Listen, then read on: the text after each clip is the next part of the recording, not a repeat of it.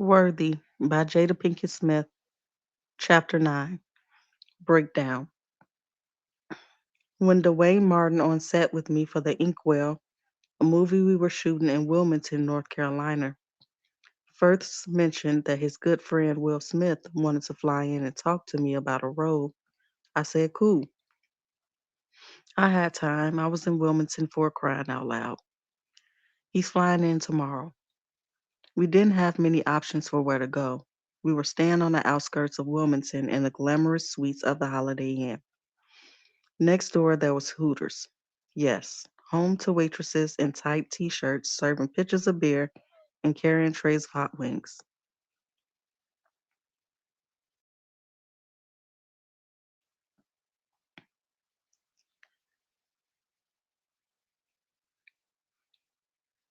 Our only other option was a janky, dimly lit Chinese restaurant with a southern twang, which seemed so unnatural for some reason.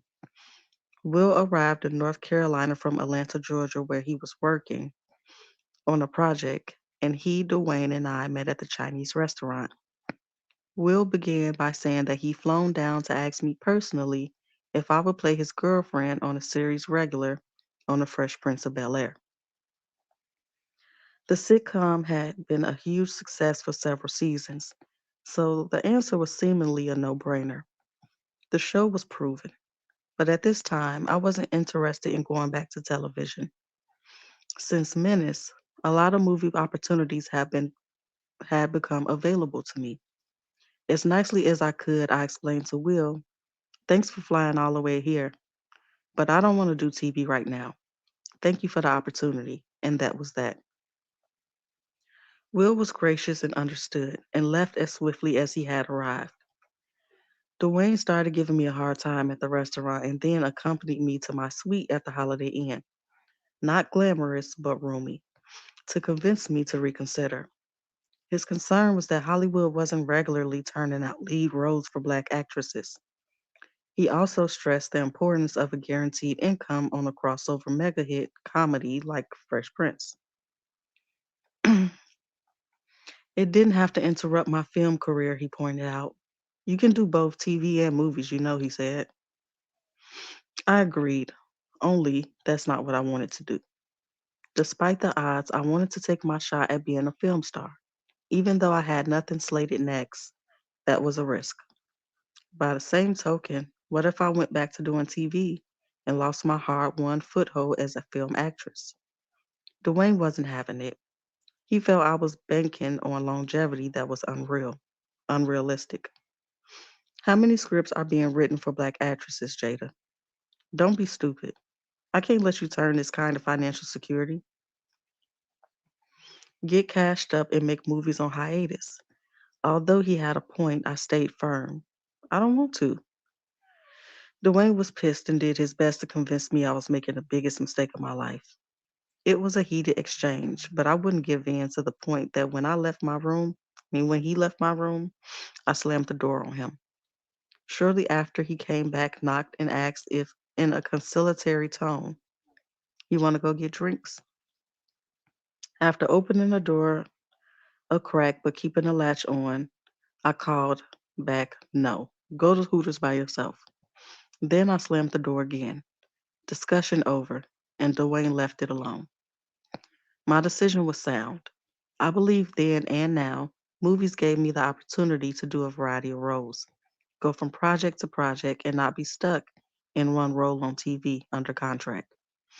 When you didn't always have a Debbie Allen to fight for you to do movies. As those other opportunities came, including films like Set It Off and A Low Down Dirty Shame, and I was climbing the ladder to leading lady, I had to learn to adapt to other challenges. A case in point, when I was up for Jason's Lyric, my audition process lasted until the final hours before principal photography began in Houston.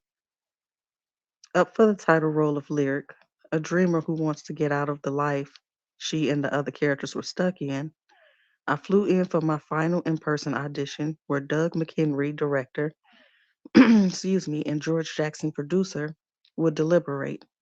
Not sure I could pull off the role because once again, I was rough around the edges. Doug's vision was that, like the character's name, the actress who played her would have a softer essence and quality in juxtaposition to the harsh realities of her environment. This quality was supposed to be her enchanting appeal. I was clear, I wasn't quite that. The audition was a chemistry read with the wonderful Alan Payne, the film's lead. Alan, respectful, a gentleman, and a very given artist, made me feel welcome right away. We had a dope rapport, no question, and the readings went very well. At the end of the session, the director and producer began to confer, sending out for people from hair and makeup as I stood there, unsure what was going on. There was something not quite right about the hair on my head, I heard them say as they discussed how to remedy that. There was also talk that I was literally hairy. My eyebrows were bushy, my upper lip had a bit of fuzz on it. As I crossed my arms and stood under the microscope of what's wrong with Jada and her lack of pretty softness, my soon to be very close friend, Maxine Renz, head of the hair department, was summoned into the room. She was tall and lovely. She reminded me of a gazelle of sorts, but less fragile. And with a sweet, cheerful voice, she looked at me and asked, thoughtfully, yet confidently, "Is it okay if I touch your hair?" I nodded, and she threw her hands into the cacophony of the bushy mess. She could see that my hair had been damaged after a few films where the hairstylist didn't really know how to care for it. What I loved about Maxine from the gate was that she had an out there sense of style.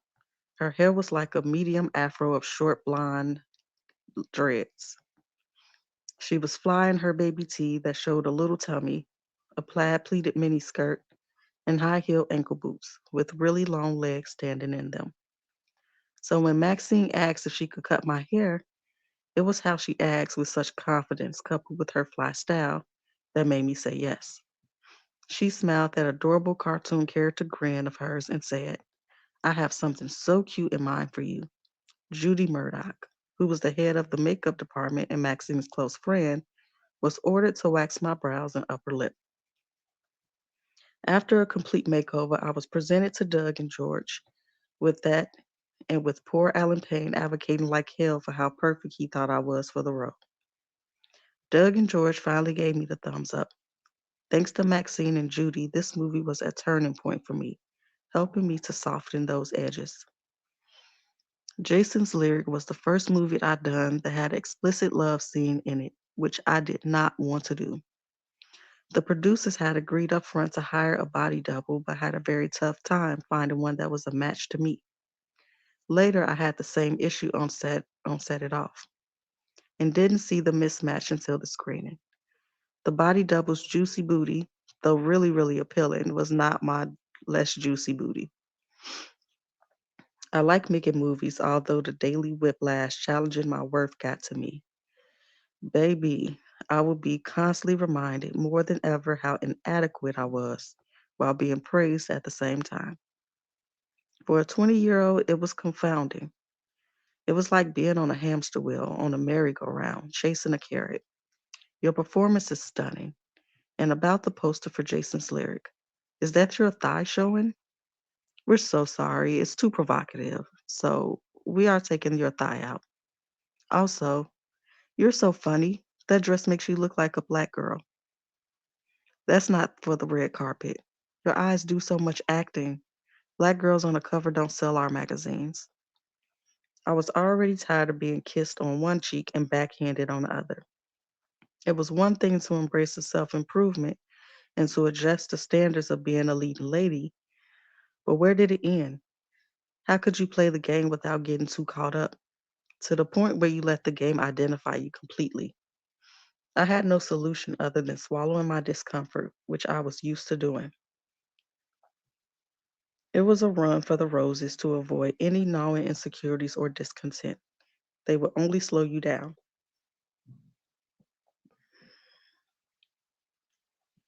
Maxine, a dream seeker in the best sense, a native of Canada, had been hoping to move to LA to work on more films when we met on Jason's Lyric. After I suggested she come on out and be my roommate, she made the move in no time. Maxine would not take no for an answer when she said that she was going to throw me a 21st birthday celebration. I tried to brush her off with, I don't want to party, Maxine. You do so much for other people and you never let anybody do anything for you. I just want to celebrate you. She whined at me in the sincerest way. Deep down, I was afraid of disappointment. What if nobody showed up? I resisted, but Max was determined. Eventually, I got to fine. The biggest smile came over her face, and she hugged me so tight. Thank you, Jada. It's going to be the best party. And she was right. She outdid herself, organizing a night at Creek Alley, a West Indian restaurant on Melrose Avenue. And oh my goodness, I couldn't believe how many people showed up. There were athletes and rappers, actors, actresses, a star studded who's who of friends of mine or friends of friends. The restaurant was tiny, so the party spilled out onto the street corner. There were all kinds of great food, dope music, and a video playing on the screen as a birthday tribute with some very special footage, including the video of Parents Just Don't Understand that Pac and I made in high school. Everything Maxine did, putting so much time and care into the celebration, was out of love and appreciation.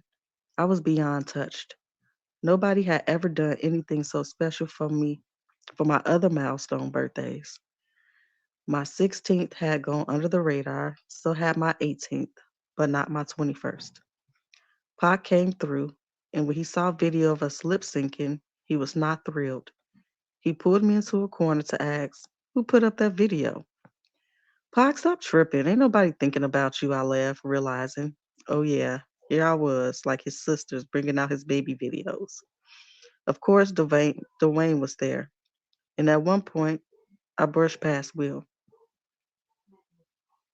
who was leaning against the wall, and he wished me a happy birthday. Thank you, Will, and that was that. It was a really good time had by all. Max was a little older than I was and knew what a rite of passage turning 21 was, and she wanted me to have the gift of a magnificent memory. It's one of so many fond shared moments with her that that would mean even more in the future. There was something else, however, about the high of my 21st birthday. My life was on such a promising trajectory, but the high couldn't be sustained. Highs by nature are fleeting. A fall was inevitable. Earthquakes are very hard to predict. Sometimes you feel tremors ahead of time, but that's not a rule. Often they come on suddenly. This is how I can best describe an otherwise uneventful day as I'm driving down Melrose Avenue. A girlfriend recognizes me driving by from her car and flags me over. I make a U turn in the middle of the street to follow her car to the curb. I hop out and we greet each other. How have you been? I haven't seen you in a while, she says this warmly with a gentle smile. I know, I began and then realized that suddenly I'm not talking and my body is hot, really hot, and I'm starting to shake. There's a war going on inside me. I burst into tears out of nowhere. What's happening? I'm both startled and confused. My girlfriend can see I'm in trouble. I'm sorry, I don't know what's going on, I whine. She reaches out and tries to grab me. Are you okay, Jada? She asks, but I can't even answer. Turning to go, I climb back into my car and drive off. But in moments, I realize I'm too rattled to drive. When I reached the next corner, I turned onto a side street, parked, and tried to pull myself together through torrential tears and an avalanche of emotions. I felt incredibly anxious. My heart was beating out my chest. My breath was short, and I couldn't fight off a tidal wave of sadness, a despair that was going to drown me if I didn't get control of myself. I felt like fear and relentless sorrow had sucker punched me. When I got home to an empty house, sadness gave way to an urge I'd never experienced. That this hurt inside needed to be stopped, that it was so unbearable. The only option was to stop living. The more I tried to unthink the image of slit in my wrist, the more afraid I became that I would actually do it. For the first time ever, I didn't trust myself alone. I called my mother. Ma, I need you to come out here right away because if you don't, I'm going to kill myself. As soon as we hung up, Mom began to make arrangements to get off of work and come to Los Angeles. In the meantime, I desperately needed eyes on me that second, and Maxine was out of town working. My next call was to my homegirl, MC Light, who was also on the East Coast. Light, I need you out here. I told her that I didn't feel safe with myself. She dropped everything, was on the next plane smoking to LA. No questions asked. I was hopeless. I had never had suicidal thoughts in my life. I had never felt this level of despair. Once she got to me, Light literally brought her light into my darkness, not leaving my side for a minute of the day, not asking questions. She was such good company, keeping me grounded and distracting me from feeling unhinged. Never one to go into drama, she normalized my days, as she did my dogs. Routine can be stabilizing. We get up, go to my favorite breakfast spot, Vivian's, then go out with the Rots. More than anything, Light was an anchor in a stormy sea, a symbol that everything was going to be okay until my mom flew in. When my mom arrived, my seams burst all over again. Mom was only a year into her sobriety then, and she had only 2 weeks to stay, during which she did the best she could to comfort me and help. After working her steps in recovery, she was in touch with how I could be affected by our history. You know, Jada, she would gently suggest, you probably have a lot of stuff to talk about with a therapist, even anger toward me. I didn't want to look at the possibility of being angry at my mother, not at that point. She then suggested we do therapy together. The prospect of opening up that entire Pandora's box with my mother was too much just then, and I knew that. But I did know that I needed help, and that prompted me to reach out to Debbie Allen. A phone call that began, I'm not doing good. I need some help, somebody to talk to. Debbie has always sprung into action on my behalf and arranged for me to be seen the next day by Dr. Sally Gregg, the sweetest therapist, who without a doubt saved my life. After my first session with her, she requested that I see a psychiatrist so I could be prescribed some meds. The psychiatrist diagnosed me as clinically depressed and put me on Prozac. I resisted. I protested to Dr. Gregg. I didn't want to be on medication like I'm crazy or something. Jada, this medication is simply to help get your head out of the gray cloud so we can actually deal with the issues that are coming for you. This won't be forever, and you are not crazy. After a beat, Dr. Gregg reassured me a lot of people get a little assistance to help relieve overbearing depression. She has such a warm maternal nature, and I believed and felt her sincerity. I relinquished my resistance when we agreed to the plan that once I'd stabilized, I'd get off the Prozac pronto. The process took longer than expected. Once I began the medication, I was not happy that it killed my libido. That wasn't going to work for me. For a long period of time, sex was one of the greatest things going on in my life. However, as Dr. Gregg promised, the meds helped me get my head above the gray clouds, and therapy helped me begin a journey of emotional healing. Now, at least, I could see where the wounds came from, then slowly began the daunting work of forgiveness and acceptance. Of healing, I was ready to be done with Hollywood and bought a farmhouse outside of Baltimore. It required a lot of renovation, but the plan was for me to move back home. This way, I could fly to LA or go to New York for auditions, but I no longer wanted to be in a Hollywood mix. I needed some space, some peace. I needed some quiet. I needed to breathe. Even running is part of the process. It is only human to do so, but not for long and not forever. Clarissa Pinkola Estes, Women Who Run with the Wolves, Myths and Stories of the Wild Woman Archetype. One of my favorite observations offered up by Clarissa Pinkola Estes, one of my longtime mentors on the page, is the understanding that running is part of our human experience and can lead us both astray and back to ourselves. Fight or flight is wired into our DNA. Even while in flight, I was aware that something was welling up in me that needed to be examined. An unimaginable pain threatened to consume me, and my fear was that if I gave it more attention, it would make good on its threat. And sometimes that's exactly what happened, but not for long. Once we stand our ground and face the source of the pain, it can't kill us. The more we ignore our hurts, the more we run, the more power we give them. This takes us out, and for some of us, to our grave. Often our pain is simply a communication encouraging us to ask for help. With the belief that we can be helped, it's easier to recognize that our state of desperation is our wounds screaming, "Heal me."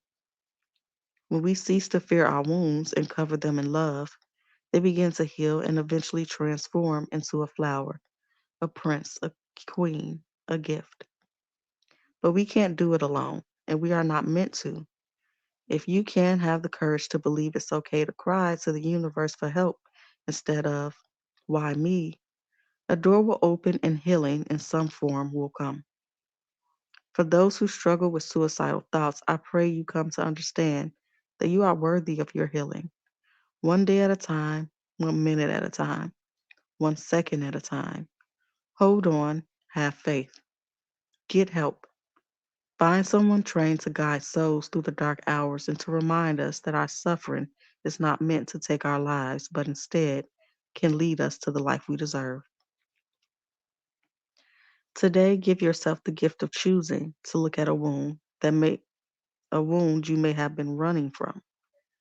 Can you see what it might be trying to tell you? Can you accept that you are worth the help you may need? Chapter 10: Trying to Find My Footing. The main appeal of the farmhouse I bought on the outskirts of Baltimore was that it was old world tiny, with a charming hearth in the kitchen and a small pond off the deck, and it all set on a large expanse of land. The views from the farmhouse windows were beautiful, and I was sure they would prove to be in every season. Once I made my new home habitable, I planned to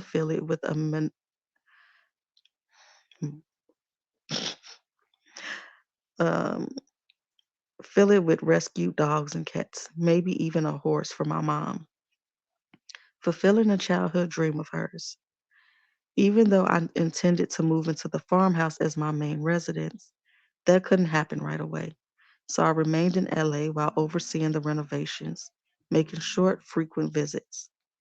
Whenever I came back to the East Coast, being close to family helped me find my bearings and made me feel grounded. Funny enough, life in Baltimore felt a little simpler and a little slower than it once had. Whenever I stayed with my mom, now deeply committed to her recovery and living in Columbia, Maryland, in a new solid relationship with Paul Jones, soon to be her third husband, I found a level of security that I had not felt under her roof for quite some time, if ever. The fact that Adrian was living in the suburbs helped relieve my growing anxiety over the potential of being kidnapped and held for ransom. Part of this was PTSD from the violence I had already survived. Part of it was the reality that kidnapping was becoming a new hustle in Baltimore. And now that I was a recognizable budding star, people would assume that I was a profitable target. I moved a lot more cautiously because I didn't want to end up duct taped in the trunk of a car. And unfortunately, I knew people that had happened to, and people who were doing it. My solution was to be extra vigilant. During this period, while on Prozac, I resolved to stop drinking or using any mind altering substances to avoid dating and to concentrate on getting my shit together. This was the best way I knew to get well and find my footing again. With the exception of Light, none of my friends in Baltimore or LA were aware of my breakdown. Nobody really suspected that there were something seriously amiss, although Dwayne Martin suggested I was becoming a hermit after I turned down invitations to get together. He finally called me up one evening to say, "Come out. We're right down the street." He and his girlfriend at the time, Tisha Campbell, were at the Baked Potato, a lounge like spot on Ventura Boulevard. As an afterthought, Dwayne added that Will Smith might join us when he finished work for the night. I couldn't tell Dwayne no, because I could literally walk to the Baked Potato from where I live. Probably why he chose it. Saying no, saying no felt disrespectful. When I got there under duress, I didn't plan to stay long. And then Will, charming and cheerful as usual, joined us. Shortly after his arrival, it became too loud to have much of a conversation. Someone suggested, "What about Jerry's Deli?" We all agreed that was a good idea and bounced. The next thing I knew, the four of us were up the road on Ventura Boulevard at Jerry's, a popular spot that stayed open late. Will was not at all the goofy guy I suspected him of being. He was a gifted conversationalist, highly intelligent, well read, and contagiously passionate about a wide range of interest. He went from the likes of Plato to Z3 MCs, old school hip hop, to politics, and to taking over the table with his dynamic storytelling.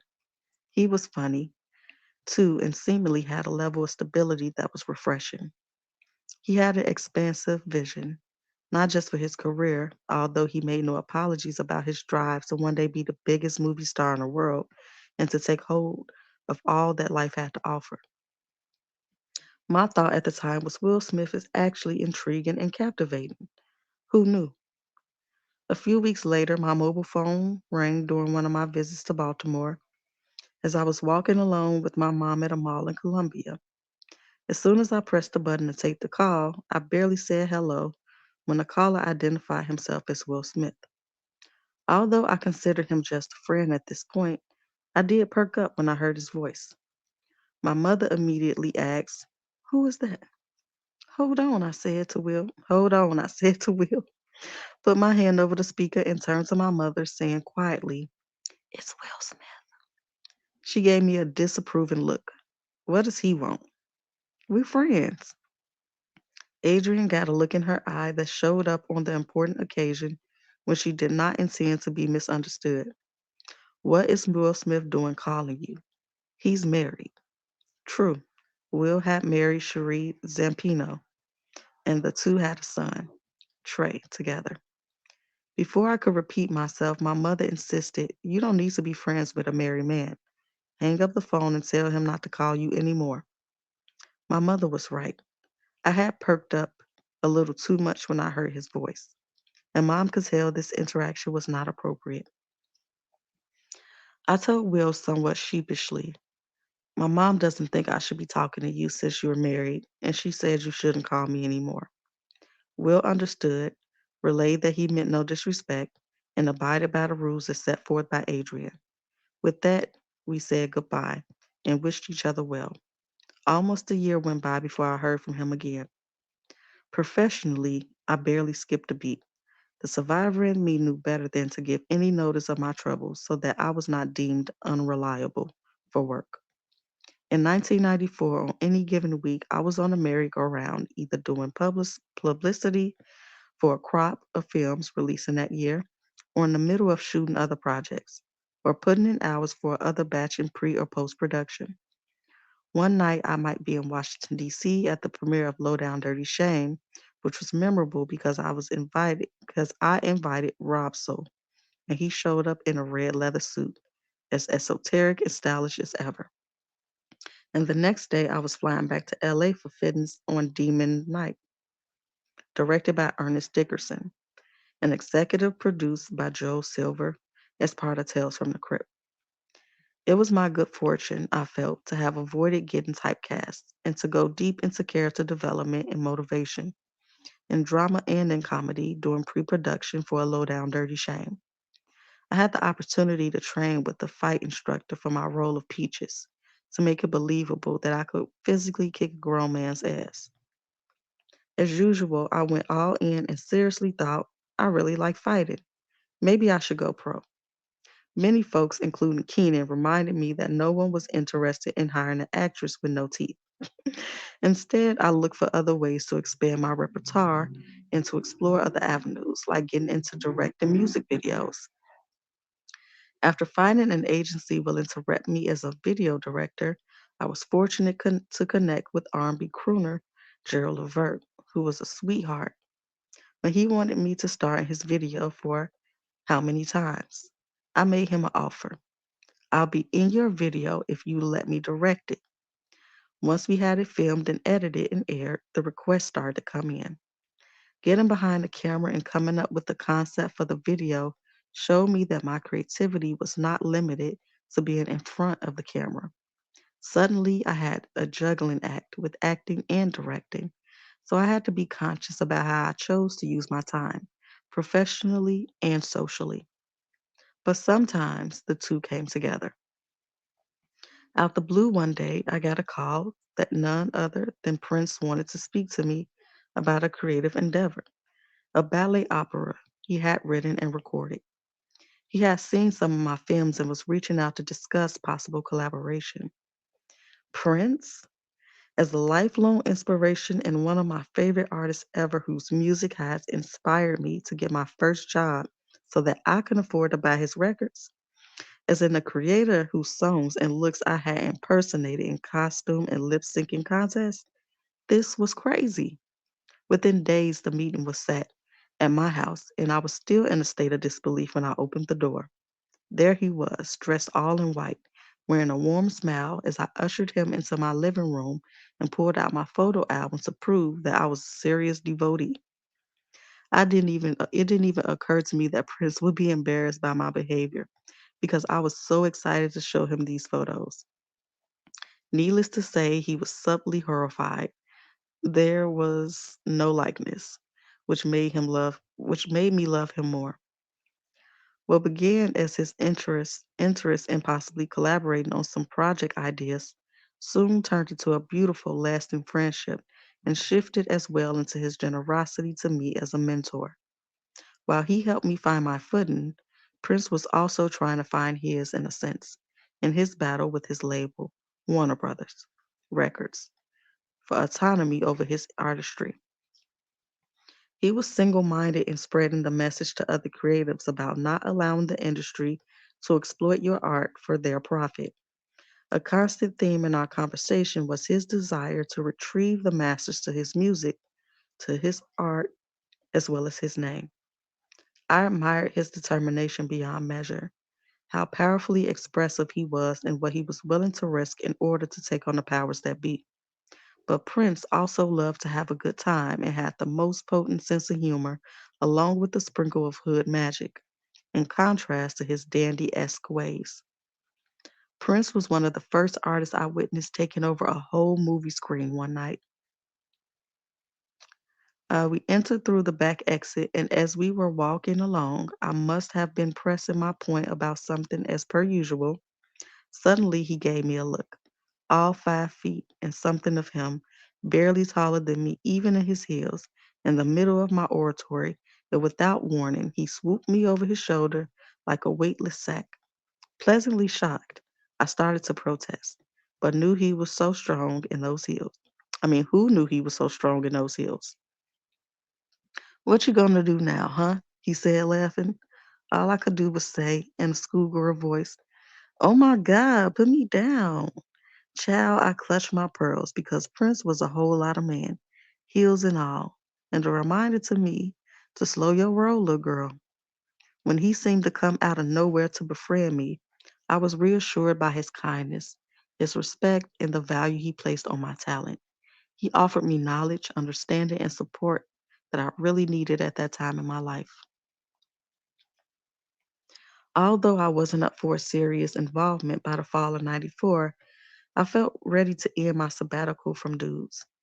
Then I got a phone call that piqued my interest. In this era, Hollywood introductions were often made through publicists and managers.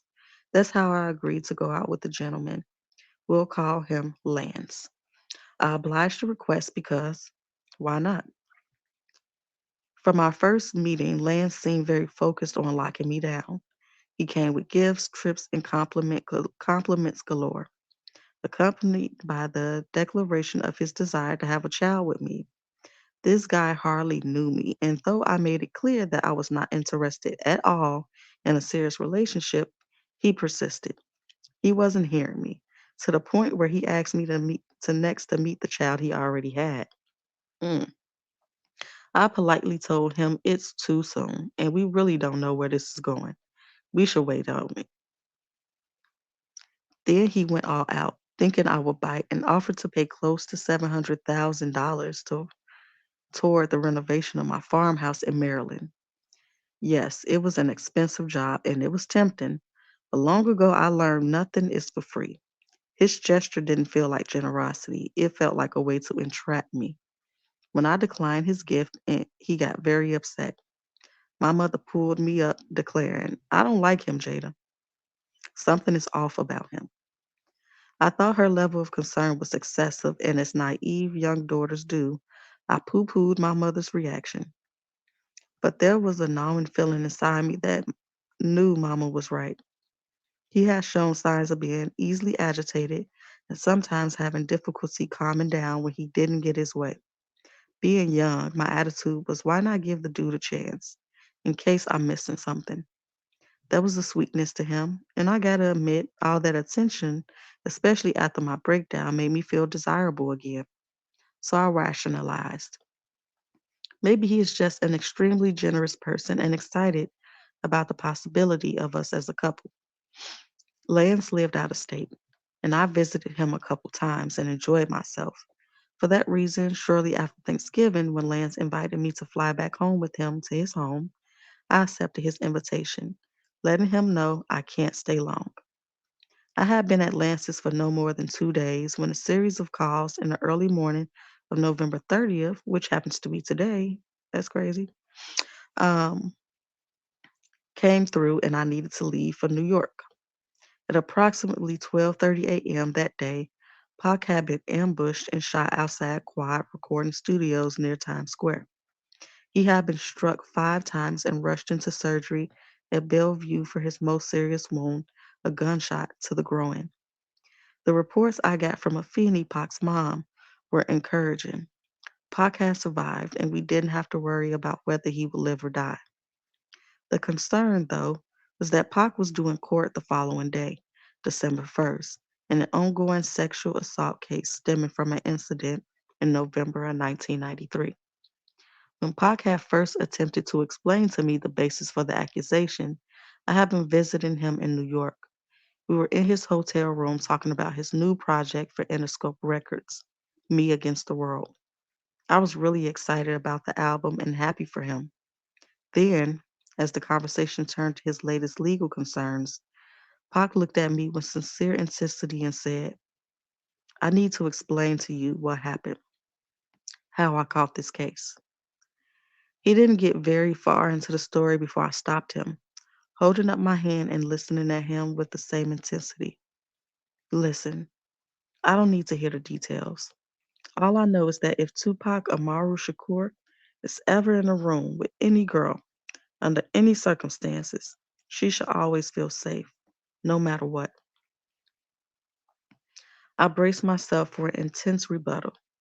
Not that he disagreed with that belief, but because you never knew which Pac was showing up on any given day. He could be combative, depending on his mood and whether he gave a fuck about your opinion. But on this occasion, he sat down in a chair across from me in silence. Something in Pac was shifting. His energy was filled with more humility and openness than I had seen in a minute. We sat there in the quiet for a long time, and I remember thinking that once everything was over, he was going to move very differently. His world had been going way too fast. He had been gotten off track. I saw this as a sobering moment for him. Throughout the legal proceedings, Pac would maintain that he did not commit the alleged abuse, but did take responsibility for not having stopped the others who did. The shooting and robbery outside Quad Studios on the eve of his court appearance added one more layer of chaos. Rather than being a random robbery or more than $40,000 of cash and jewelry, it seemed that the hit had been planned. We didn't know whom to trust or what to believe. Before I got off the phone with the Feeny, she simply said, "When are you getting here?" I gave Lance the short version. I needed to go to New York. Pac had been shot. He was not happy. As I started to make arrangements, he said, "So you're going to leave me to go see some other nigga?" Here we go. In my romantic relationships, I had often been haunted by layers of misunderstanding regarding my late relationship with Pac. So I could be patient with Lance's discomfort, but the way he reacted didn't score him any points with me. "That nigga happens to be one of my best friends," I said, calm but flustered. Even though I knew Pac was out of surgery at Bellevue, looming questions were who had ambushed him and why and how to help him plan for his safety. The first line of business was to get Pac through his court day and then get him to an undisclosed spot where he could recuperate. I didn't have time for Lance's insecurities, but Lance wouldn't stop. "Yeah, right. Your friend." I placated him, promising I'll be back when I can. From there, I shut him out. I had no more appeasing left in me. The trip to New York was surreal. When I arrived at the courthouse, Pac was in a dingy hallway, accompanied by a Feeney and several other people awaiting his hearing.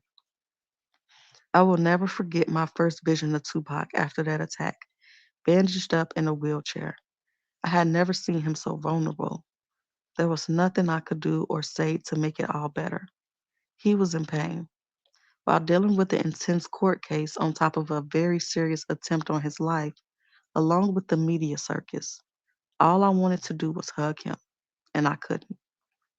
Everything was chaotic, and he was dead certain that somebody was really trying to kill him. The first suggestion was for Pac to come out and stay at my house, but Afeni and I reasoned that if anybody was trying to find him, my place would definitely be a top contender for where to look. Jasmine Guy had flown in once she heard the news. As she and I were tight, she and Pac had become close friends. Afeni and I thought about Jasmine's house as a safe place in LA for Pac to recuperate, because very few knew of their friendship. And Jazz, without a doubt, was stone cold ride or die. Jazz and I had lunch that day and talked about Pac's situation, but Afeni called her personally to request that Pac stay with her. Without, without hesitation, Jazz said yes. It was decided I should keep my distance until we knew exactly what was going on. In the courthouse hallway, Pac and I said our goodbyes without knowing when we were going to see each other again. Everybody had their marching orders.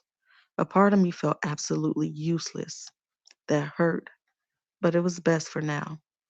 So I decided to go back to Lance's house. At least I'd be distracted. But distraction was hard to achieve, as I was in constant contact with Jasmine and Pac. I'm sure that gnawed at Lance. A couple of days went by. Nothing major happened, although I received another very important phone call. I just didn't realize its significance at the time. The call was from Spike Lee, who was interested in me for a script of his called Girl 6. Spike jumped on the phone and talked about the project and left it with, "I'll send you the script, see what you think, and then we should meet." Even though I didn't think the particular project was right for me, I was excited to be on Spike's radar. Later, when I told Lance about the call, he wasn't interested. The next night, Lance took me and a friend of his to dinner. Everything seemed to be relatively calm and on par. I remember looking out the window on our drive home and paying attention to landmarks that had become familiar by now. Given my new fear of being kidnapped and my need for having an escape plan on deck, I had developed this habit whenever I was in a new environment. We were a mere 3 minutes from Lance's house when all of a sudden a minor dispute between us erupted into an explosive reaction from him.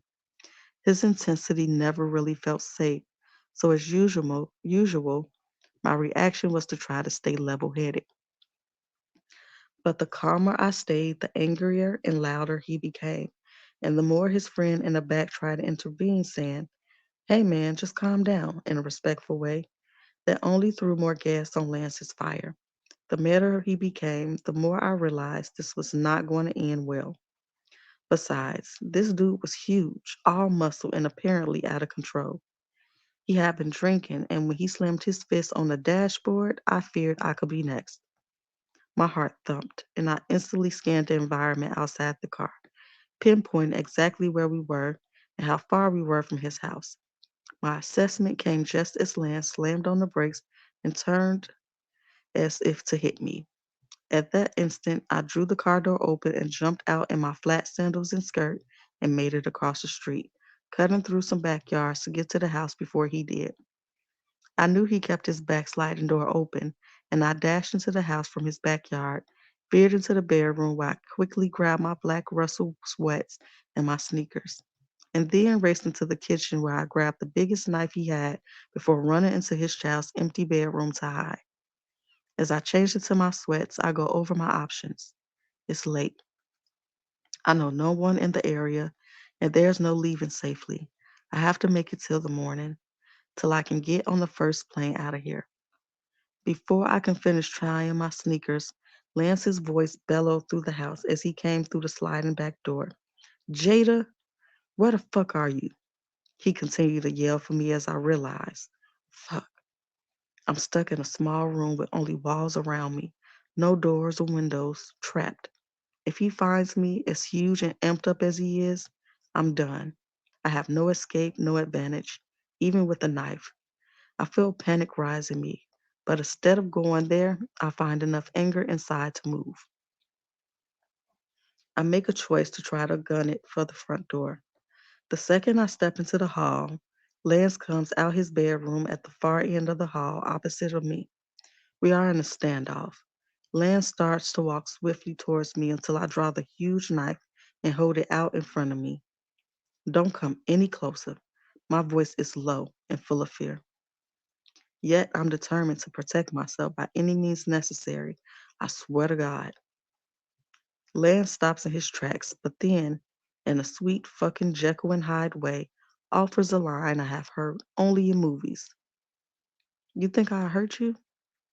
My heart drops. I know neither of us is going to get out of this one unscathed. He begins to creep toward me, as if to persuade me that I'm safe, which I know is not the case. Just then, thank goodness, Lance's friend comes into the house through the front door and right away tries to de escalate the confrontation. His friend calms everything down enough for Lance to apologize for how far everything has gone. Thinking fast, I responded by playing along, accepting his apology and agreeing, of course. I understand. I know you didn't mean it. Everything's fine, and so on. As soon as all seemed smooth, I managed to secretly call my assistant and ask her to get me on a plane to LA first thing in the morning. Lance saw me packing and asked, where are you going? Remember, I told you about my call with Spike. He wants to meet with me tomorrow in LA, but I'll come back after. Lance knew something was up, but let it go for the night, partly because I mentioned Spike earlier. When the car came to pick me up the next morning, Lance said, I'm never going to see you again, am I? I put on my brightest, most forgiving smile and said, of course you will. I'll call you after my meeting. I got on that plane, holding my breath, thankful the lie had worked. I never saw Lance again, alone, that is. The most potent love language for me has always been the language of protection. It has always been important for me to feel protected by those I love and to be able to protect them in return. You show up for each other, even when doing so comes at a cost. This was one of my many thoughts running through my head when I made the first of a series of visits to Pac while he was incarcerated. This visit to Rikers Island, where he was locked up in January of 1995, first in an infirmary wing while waiting his sentence. Originally, he wasn't required to turn himself in, but a judge ordered him held after he wasn't able to post bond for the $3 million bail. When we all stood in the dark hallway of that courthouse on December 1st, 1994, the day he was convicted of sexual abuse, the other allegations were dropped. I never imagined he would end up in Rikers, one of the most brutal, dangerous prisons in our country. Given my years of visiting incarcerated friends and working with young people in juvenile detention, I was no stranger to the inside of correctional facilities, and yet nothing really prepares you for a visit to Rikers.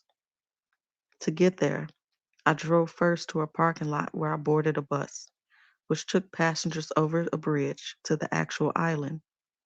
Crossing that bridge was nerve-wracking. I took deep breaths, trying not to focus on the fact that I was about to enter a notorious prison on an island without any means of escape. I was at the mercy of Rikers. As I looked down at the murky cold waters of the East River, a riptide of anxiety began to set in at the prospect of seeing Pac in prison. My challenge was to swallow all of many fears and put on my best face for what was to come. When I arrived at the prison itself, it felt as if we had reverted to the Middle Ages. Everything appeared dungeon like, dark and dank, accompanied by horrid sounds of gates slamming and bars clanging as I entered one section, then creaking open in front of me as I moved to the next. At various checkpoints, there were faceless, uninformed guards who searched my belongings, asked questions, and patted me down thoroughly, and even a drug sniffing German shepherd who gave me the once over. This is a demeaning process that makes you feel you've surrendered yourself to due time. Not every prison gives you these feels, but at Rikers, the vibe was that one wrong move would get me thrown in a cell too. Except when some of the guards quietly asked for an autograph in between their moments of cold control. Finally, I was led to a room with a small round table where I waited for my one on one with Pac while a prison guard kept eyes on me through a glass window. Soon the main door opened, and I was watched as Pac, dressed in a brown prison uniform that looked like scrubs, completely shackled, shuffled into the room with the guard. The moment I laid eyes on his face, my heart sank. As the guard unshackled Pac, I tried to maintain composure so he wouldn't know how shocked I was by his appearance. Pac was thinner than I'd ever seen him. Patches of hair were missing all over his head, a pattern of his alopecia that started earlier after he was beaten by police in Oakland. In his heightened level of stress and sadness, he was not himself in any way, shape, or form. For the first time in years, he was having to deal with harsh realities without weed or alcohol. No mind altering assistance was there as he sobered up and awakened to a very brittle circumstance. As soon as he approached and I was given a nod by a nearby guard, I hugged him hard, holding on to him for as long as I was allowed. He seemed so frail. Among my first words to him were, "I've been talking to your lawyer, Pac. We're going to get you out of here." We sat down across from each other. Pac paused for a beat. "I can't ask you to help me bail out. You have worked so hard to get where you are. I couldn't ask that. Because I love you, I wouldn't ask that." Pac spoke with the deepest sincerity. But for me, the idea of not helping him get out was unacceptable. Pac was a young artist steeped in legal bills, on top of a great many people counting on him to support them. I knew that 3 million for bail would not be easy for him to come by. He needed help, and there was a group of us offering to step in, including some other female friends and women in his life. But Pac resisted. His refusal to have me raise money for his bail was more than pride, which I only came to see during that visit. Considering the nature of the charges, it was unfathomable and unbearable to him that any woman should have to shoulder his problems. And in his view, as there were men in entertainment making millions off his talents, it made sense to count on them. I pushed back, as I always did, and continued discussing how we should strategize about his bail. "Jada," he interrupted, "listen to me. All I need you to do is make sure my mother is straight. Take care of her bills for me while I'm in here. Can you do that?" I wanted to cry, but I couldn't. My tears would be worse than bullets at this point. "No problem. Whatever you need, Pac." It seemed he had surrendered to something that I was not yet willing to accept, his fate. All he was asking me to do was assist him in taking care of what he needed most, not what I thought he needed. I wanted to be both a good friend and a good soldier who could follow his lead. That would ultimately be a very trying task. Again, because of the nature of the charges, Pac wanted me to keep my distance. What he didn't realize was that I had already been pulled in. Calls had come in from women's groups led by prominent black women who requested that I disassociate myself from Tupac. But he was my brother. I wasn't going to abandon him, though I knew it would cost me one way or another. So at the end of our visit, we did our best to make small talk and add some levity, but it wasn't possible. It was a devastating day and became even more soul crushing when the guards took him away and it hit me. I'm leaving him here, and there's nothing I can do. I couldn't believe it. As I crossed that bridge in that stupid bus, a tidal wave of guilt came rushing in with the thought, what kind of friend am I that I get to go home and he doesn't? From the moment Pac landed in Rikers, we were in close communication, either on the phone or in the volume of letters. He didn't hold back from giving me the blow by blow. One of the very first letters, written at 2 a.m., described how he spent his days trying to drain out the shout outs of power of the guards and attempting to ignore the diabolical laughs of hollow men happy to be incarcerated. He compared himself to a bird without wings, unable to fly to freedom, and to a fish far from the sea, unable to breathe. I would do my best to be home at certain hours to receive his phone calls. My schedule was hectic, but we figured out how to talk often. We were still holding out hope that his appeal would land him a reprieve and wouldn't have to serve out his sentence. He was looking at anywhere from 2 years to 7. The legal bills were mounting, and a couple of times I took care of some of them to keep the ship moving. Thankfully, he didn't protest, but I treaded lightly. When I received a letter from Pac, when I received a letter from Pac dated February 2nd or 3rd, that took me by complete surprise. It was addressed to J.K. Shakur, as in Jada Korean with Pac's last name. I opened the envelope and read through the letter slowly. Pac began by saying that he realized we had not been romantic in the past, but that he was at a place where he believed the two of us were meant to be husband and wife. He wrote to say that when he was in struggle, others claimed to love him, but only you loved me. And when he blew up, everybody swore they loved him, but in his view, only I did. And he continued, now as I have slipped from grace and the world has turned against me, a few claim to have love for me, but once again, you show me your love. After deep reflection and spiritual awakening, I have come to realize the friend, lover, and soulmate was there all the time. I have not seen or felt from anywhere or anyone the intensity and loyalty that you have shown me. That was why he concluded, I want to commit myself to you. That was why he repeated, I want to marry you. The last thing I ever expected was a formal marriage proposal from Tupac.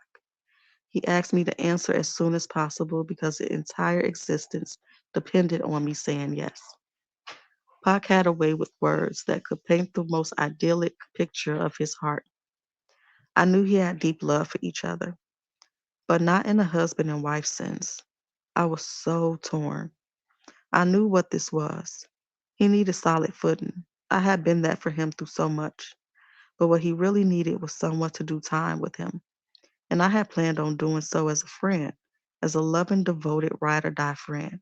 But as his wife, Pac called my mother and formally asked for my hand in marriage. Pac had his old fashioned ways, especially when it came to certain traditional values. He believed in family and loyalty, and he loved children. I had never dreamed of getting married. In fact, I had no intention of ever doing so to anyone. Even so, one thing I knew about Pac was that he would eventually be married and a devoted father. Mommy loved Pac too, but she did not think that we should get married. She told Pac that if this was something we really wanted, we should wait to see how things panned out for his case before we made any kind of commitment. When I talked to Afeni about Pac's marriage proposal, she was very diplomatic. I want you guys to do what makes you happy. Everyone was a bit shocked by this turn of events, but none of them had seen Pac at Rikers. I had, and I knew what Pac was feeling. Still, I couldn't let go of the strong sense that the two of us, as husband and wife, would be a recipe for disaster. In my uncertainty, I played with the possibility. That is, until I asked Pac, do you expect me to come there for conjugal visits? His answer was yes. That was This was when reality hit hard. Pac was expecting me to be not just a psychological wife, but a physical wife. I couldn't do it. It took some difficult conversations, but eventually Pac and I got to a place of acceptance. Here's what I knew. Pac wanted me as a wife to get him through his jail sentence, but not for a lifetime. He didn't know that then, not while he was behind bars, but I promise you, once he got out of jail, he was glad he didn't marry me. On February 8th, Pac was sentenced in court to serve from 18 months to 4.5 years. The New York Times reported that he tearfully apologized to his victim while protesting that he was not guilty of the crime. A short time later, around Valentine's Day of 1995, Pac was transferred upstate to the maximum security penitentiary in Dannemora, New York. None of us could believe it. In Tupac's words, Dannemora was where they send you if you were to kill somebody or if you blew up the World Trade Center. 2 years earlier, in fact, terrorists had attempted to blow up the World Trade, only to come back and finish the job in 2001. Where did they put those terrorists? Dannemora. That's where Pac was. On the same Valentine's Day of Pac's sentencing, the other big news, at least in the entertainment world, was the divorce papers that had been filed in the dissolution of the marriage of Will Smith and his wife, Sheree. Before the week was out, my phone rang while I was over at my Aunt Karen's house. A seduction began the moment I answered the phone. It was Will, cheerful, smiling audibly as he asked, "What's up? Where are you?" "Baltimore," I told him, smiling audibly in return. I told him about the farmhouse I bought and I was renovating. He didn't waste much more chit chat before asking, "You seeing anybody?" I paused. What else was there to say but, no. "Good," Will said. "You seeing me now." Oh, I thought, that's a bold approach. And nobody had ever stepped to me like that. My reaction was a schoolgirl laugh. Bold, done right, is sexy. "Hit me up when you get back to LA." "All right," I said, defenseless. And I bit. Hook, line, and sinker. Naturally, we will make mistakes and fail from time to time. That's part of being fully alive. There are no guarantees if we are waiting for guaranteed course of action. We may spend much of our life waiting. Melody Beatty, The Language of Letting Go. Sometimes on our journey, we lose our footing. This is an unavoidable occurrence, but too often our mistakes, our confusion, can paralyze us and put us in states where we no longer trust ourselves. We can become so fearful that we render ourselves stagnant.